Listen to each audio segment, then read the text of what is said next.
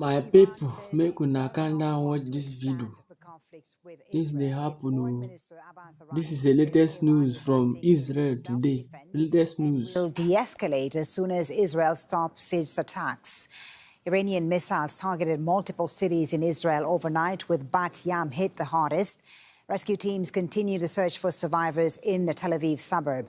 At least 14 Israelis have been killed in the past 3 days of conflict.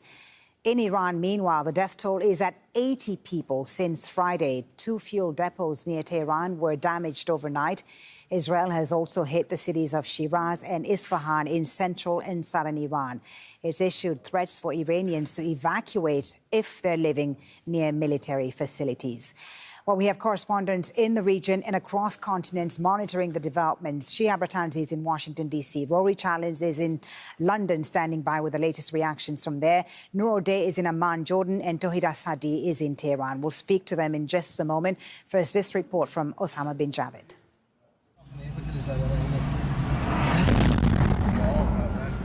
Another morning of explosions across Iran. This one during rush hour in the central city of Isfahan.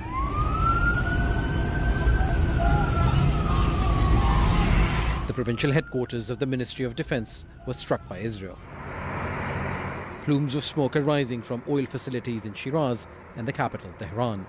It's day 3 of Israel's attacks. And Iran's top diplomat is warning of further retaliation if Israel doesn't stop. It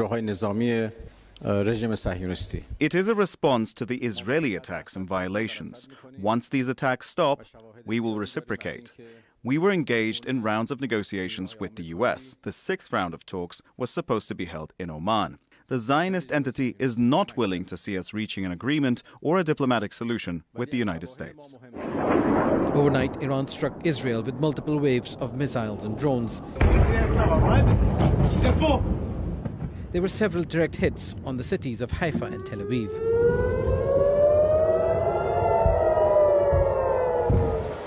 Israeli citizens were told to seek shelter through the night as Iran and Yemen responded to Israel's attacks. Israel's advanced air defense systems could not stop all the rockets and missiles. On Saturday, Israel launched more attacks targeting Iran's critical energy infrastructure.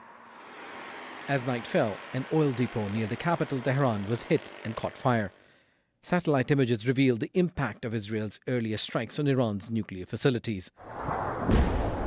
As missiles continue to land in both countries, calls by international leaders for calm have not been able to halt the conflict. Osama bin Javed, Al Jazeera.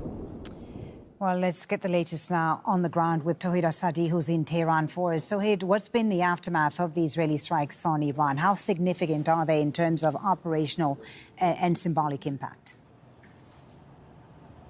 Well, actually, this is an unprecedented level of escalation between Iran and Israeli side. And what we see on the ground is quite indicative of this huge amount of confrontation that goes on between the two countries. We have seen so far explosions, activation of air defense system in the past 2 days across the country, including here in capital, where we saw 2 overnight attacks to 2 of the oil depots of the country, one in the western part of the capital, in Shahran, and the other one, if you can see it behind me, in the southern parts of Tehran, we've got another oil depot being attacked by the Israelis, and the Iranian refinery is said to be fully functioning.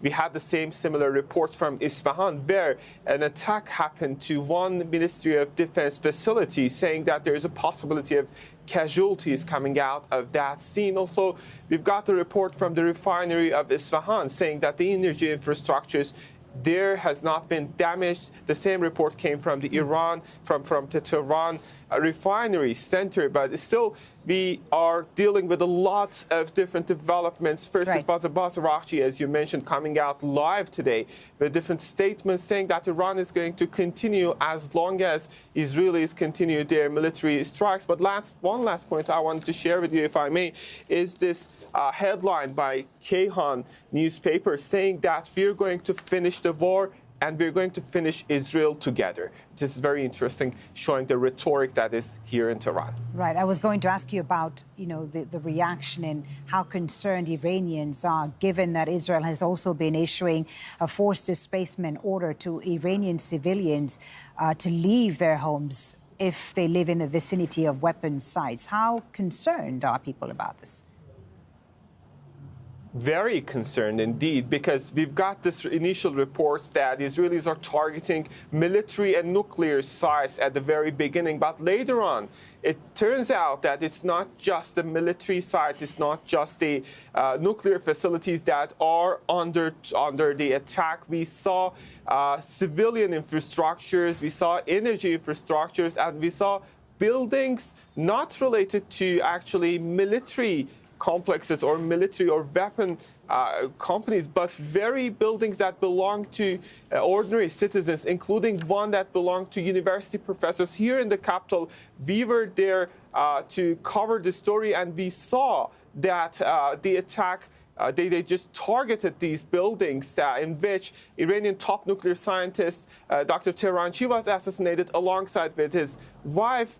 And several civilians, footages are coming out showing that women and children are being killed as a result of these strikes. There is a funeral scheduled for Tuesday, and according to a state TV report, at least in one of these scenes under strike, at least 20 children have been killed. So people are pretty much aware of the very fact that this is not a nuclear or military-related set of strikes, but indeed, regardless of whatever comes from the Israeli side as their statements, the matter of let's say story is that people are aware that the Israelis are going to attack any target possible. Okay, Tauhid, thank you for bringing us the latest there from Tehran. Tauhid Assadi. Let's find out what's been happening in Israel now and bring in Noor Odeh, who's in Jordan's capital, Amman. Noor is not in Israel because the Israeli government has banned Al Jazeera from reporting from Israel and the occupied West Bank. The level of attacks in Israel is unprecedented, Noor, no doubt. What's the damage inflicted on Israel by the Iranian missile strikes? Well, the physical damage is quite extensive, as is the psychological impact. Let's start with Haifa, the home of the Israeli Navy and the refineries as well. The pipelines and the transmissions have sustained damage, although according to Israeli authorities, refining activities continue. But that is something that is surely to have some sort of impact economically. Near Haifa, in the town of Tamra, 4 Palestinian Israeli women were killed when a missile struck their home. There are no shelters in that Palestinian Israeli town. The most hit area, most impacted, is Bat Yam, on the outskirts of Tel Aviv. At least 6 people are confirmed dead, and rescue operations continue to retrieve people from under the rubble. The Israeli president, Yitzhak Herzog, as well as the prime minister and other ministers visited the site, an indication really of just how strong, how traumatic